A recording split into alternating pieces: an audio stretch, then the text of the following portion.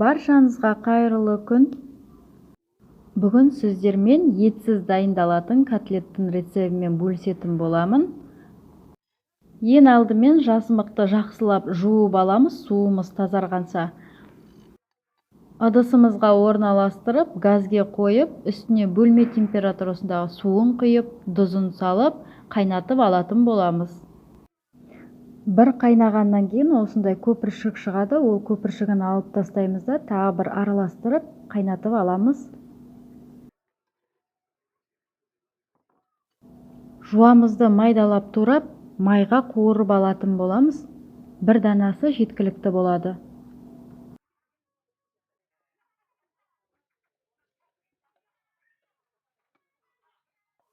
Сәбіздерімізді үккіштің көмегімен өткізіп алып, жуамен бірге қуырып алатын боламыз. Достар, менің каналыма тіркеліп қоюды ұмытпаңыздар. Сіздерді әр елдің тағамдарының рецебімен бөлісіп отыратын боламын. 3 дана сарымсақтарымызды да үккіштің көмегімен өткізіп алып, оны да қуырамыз.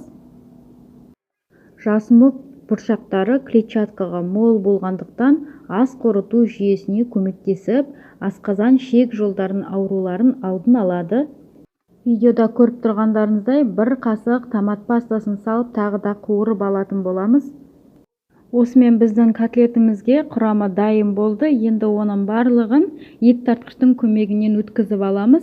Және де ұн қосып, тұзын қосып, дәміне қарай паприкасын қосып, котлеттеріміздің формасын келтіретін боламыз. Сонымен қатар жасымық бұршақтары макро-микроэлементтерге бай болып келеді. Атап айтқанда мырыш, марганец, селен, йод, фтор, фосфор және де А, Е, В тобының дәрумендеріне де бай. Бір қызығы, фолий қышқылының 90% осы жасымық бұршақтарында кездеседі екен. Сондықтан да күнделікті пайдалануға кеңес етемін сіздерге. Және де менің каналымнан жасымық сорпасының рецебімен де бөліскен болатынмын.